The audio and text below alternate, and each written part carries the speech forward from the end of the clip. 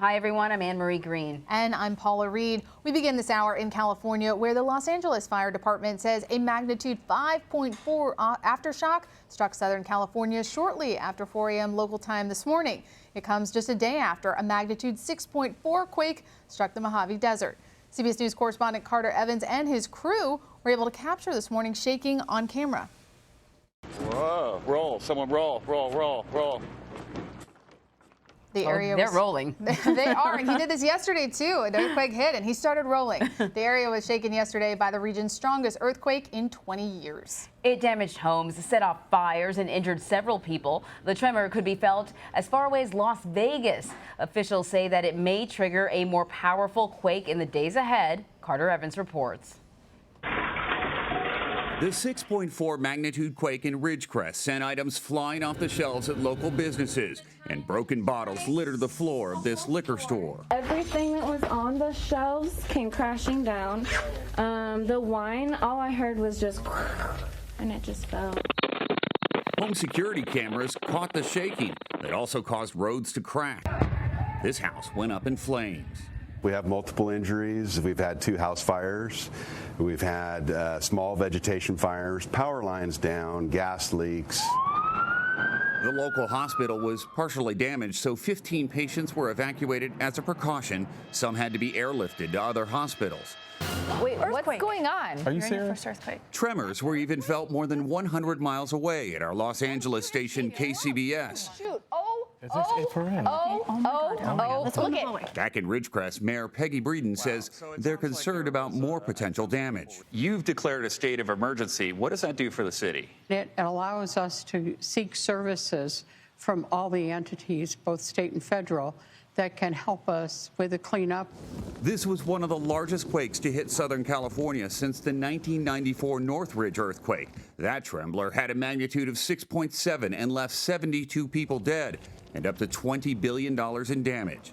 Caltech seismologist Lucy Jones says the area should expect aftershocks to continue for some time. There is about a 1 in 20 chance that this location will be having an even bigger earthquake within the next few days. Carter Evans joins us now from Ridgecrest. Carter, 5.4 aftershock. What was that like? That was the biggest one I've ever felt in my life, for sure. It felt like the ground was rolling beneath my feet. You could hear me saying, roll, roll, roll there. That wasn't because I felt it rolling. I wanted to make sure we were rolling the camera, so we got this on camera. Behind me, you could hear this mobile home rocking back and forth. It was creaking. There was nothing down here that could fall on us, so I felt pretty safe. But it's a scary feeling. I mean, that's for sure. And that was just 5.4. Yesterday's was 6.4. So I imagine this is sort of the recovery time, but what does recovery look like when there's still a possibility of more aftershocks or perhaps another earthquake? I think recovery is just this. They're going out and looking at the area. They're looking for damage. They're looking for cracks in the roads. They're looking for broken pipes, and they're trying to assess all of that. While you've got that going on, you've got these aftershocks coming in, so that's something to be aware of, but they've got to get the work done that they need to get this city back up and running. So the earthquake was felt over 150 miles away from Ridgecrest in Los Angeles, where you, of course, were yesterday. We talked a little bit in the moments after that earthquake. Did you see any damage? What did it look like once you were outside the Bureau yesterday?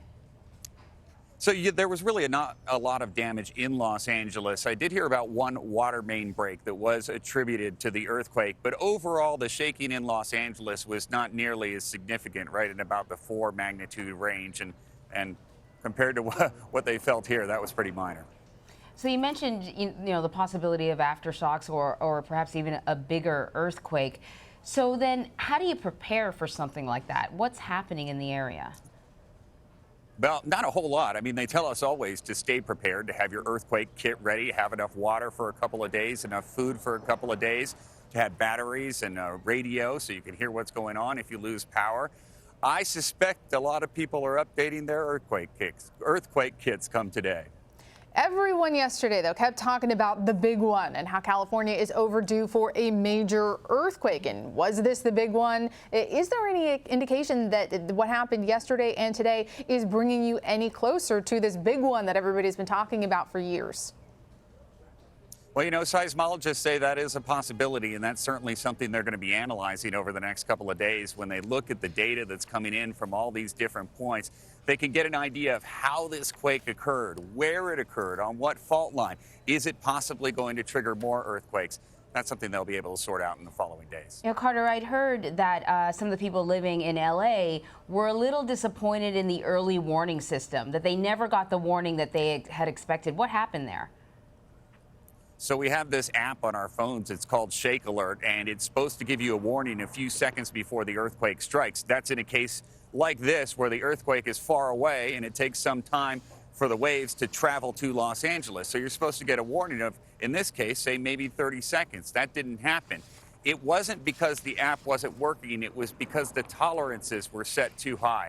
Apparently, they set it so it will only send out a warning if shaking higher than a magnitude of 5 is expected. And yesterday, it didn't get up to that level in Los Angeles. So then was there a warning for this aftershock? Or no? No warning for this aftershock. We're standing right here. It just came out of nowhere. Jeez. Yikes. Well, we're glad you're in one piece, Carter. Thank you very much, and great video. Sure.